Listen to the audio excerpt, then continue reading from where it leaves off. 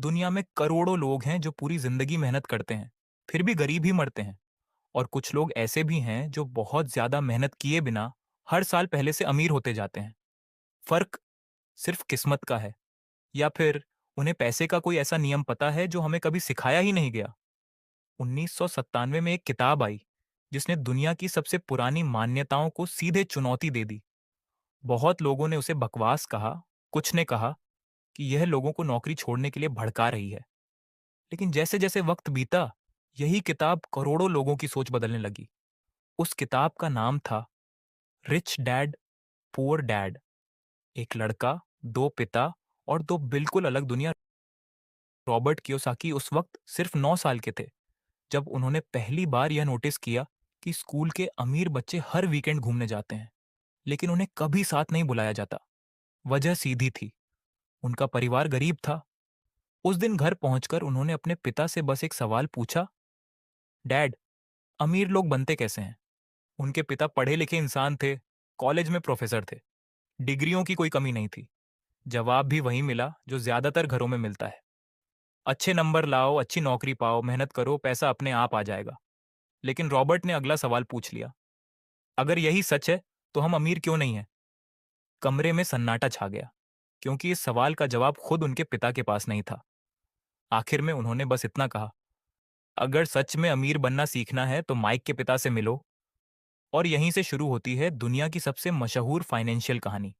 दो पिता, दो सोच, एक फैसला। रॉबर्ट की जिंदगी में दो पिता थे, एक जिन्होंने उन्हें जन्म दिया, दूसरे जिन्होंने उन्हें पैसे की भाषा सिखाई। पहले वाले बहुत पढ़े लिखे थे, लेकिन पूरी जिंदगी पैसों की चिंता में गुजार दी। दूसरे वाले सिर्फ 8वीं क्लास तक पढ़े थे, फिर भी शहर के सबसे अमीर लोगों में गिने जाते थे।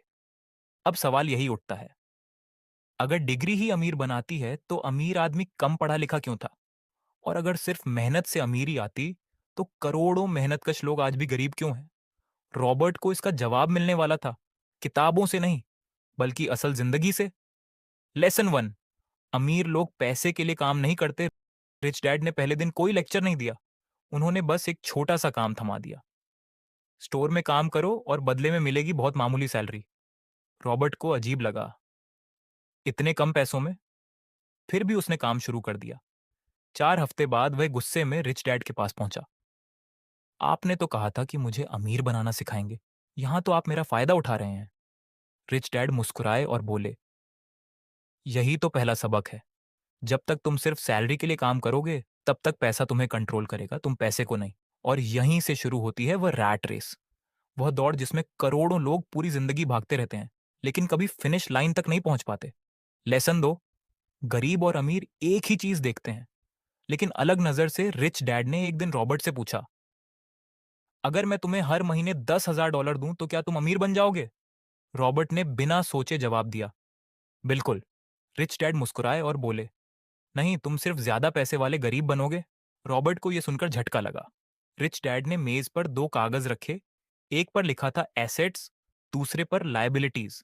फिर बोले, यही दो शब्द तय करते हैं कि कोई इंसान गरीब रहेगा या अमीर बनेगा। एसेट्स वो चीजें हैं जो हर महीने आपकी जेब में पैसा डालती हैं, किराए पर दिया हुआ घर, कोई business, stocks, mutual fund, royalty, एक यूट्यूब चैनल, या कोई ऐसा डिजिटल प्रोडक्ट जो आपके सोते हुए भी कमाई करता रहे। मतलब, आप काम करें या न करें, पैसा फिर भी आता रहे। लायबिलिटीज इसके ठीक उलट हैं, वो चीजें जो हर महीने आपकी जेब से पैसा निकालती हैं। नई कार जिसकी ईएमआई भरनी पड़ती है, महंगा फोन जो खरीदते ही अपनी वैल्यू खो देता है, क्रेडिट कार्ड का कर्ज, सिर्फ दिखावे के लिए खरीदी गई चीजें, ये सब जेब हल्की करते रहते हैं। रिच डैड की बात बिल्कुल सीधी थी। गरीब लोग पहले लायबिलिटीज खरीदते हैं और सोचते हैं कि वे अमीर दिख रहे हैं।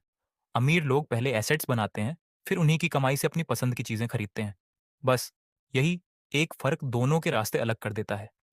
आज 2026 की दुनिया में देखें तो एक इंसान नया फोन खरीदते ही खुश हो जाता है, जबकि दूसरा उसी पैसे से कोई स्किल सीखता है, एक वेबसाइट बनाता है, यूट्यूब चैनल शुरू करता है, या कोई डिजिटल प्रोडक्ट तैयार करता है।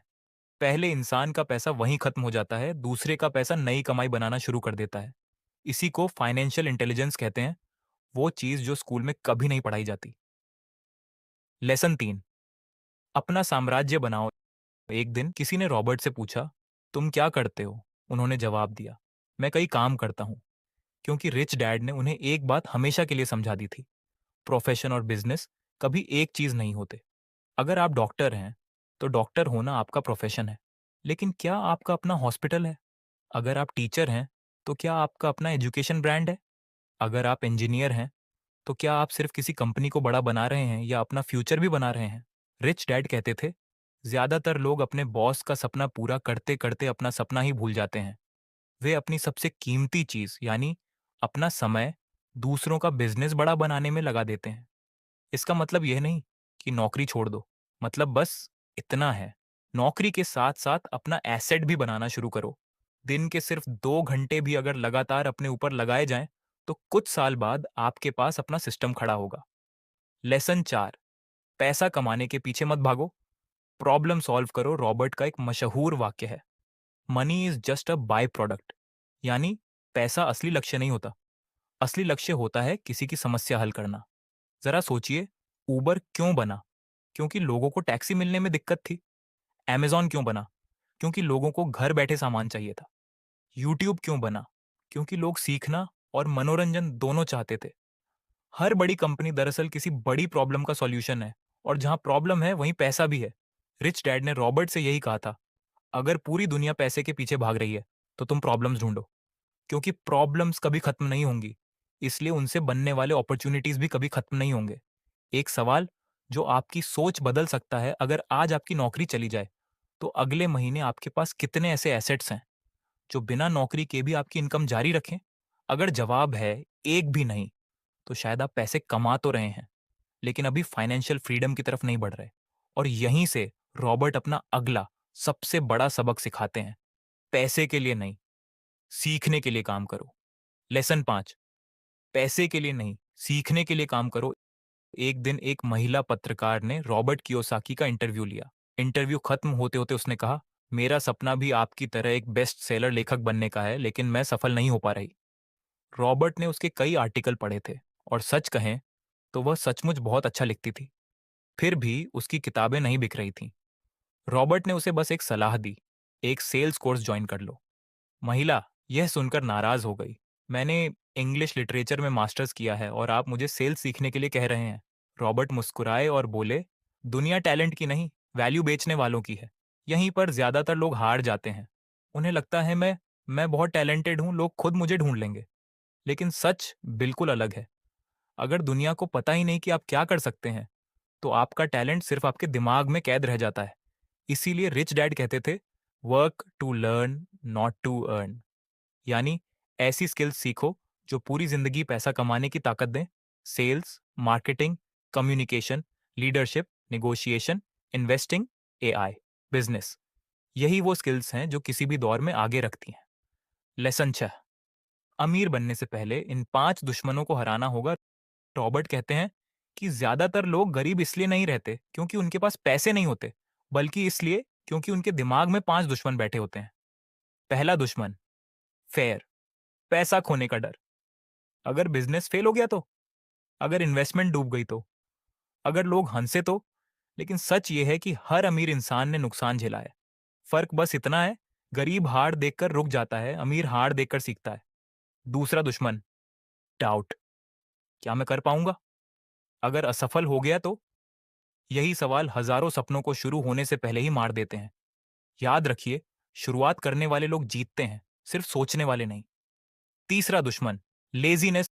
रिच डैड कहते थे कि दुनिया के सबसे बिजी लोग कई बार सबसे आलसी होते हैं। सुबह से शाम तक काम करना और फिर भी अपने सपने के लिए 30 मिनट ना निकाल पाना, यह व्यस्तता नहीं, छुपा हुआ आलस है।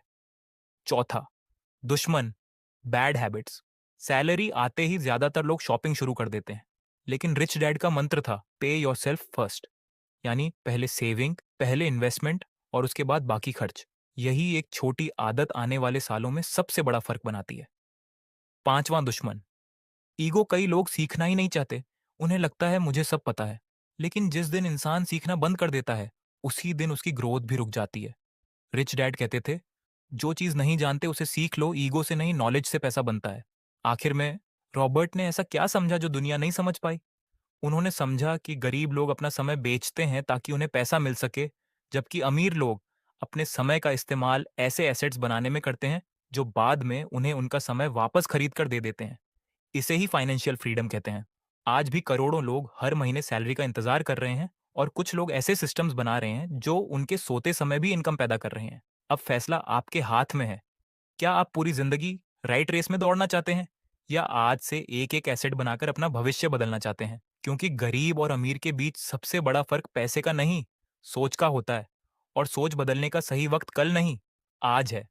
अगर इस वीडियो से आपने सिर्फ एक भी सबक सीखा और उसे अपनी जिंदगी में उतार लिया, तो शायद कुछ साल बाद आपकी जिंदगी भी वही नहीं रहेगी जो आज है।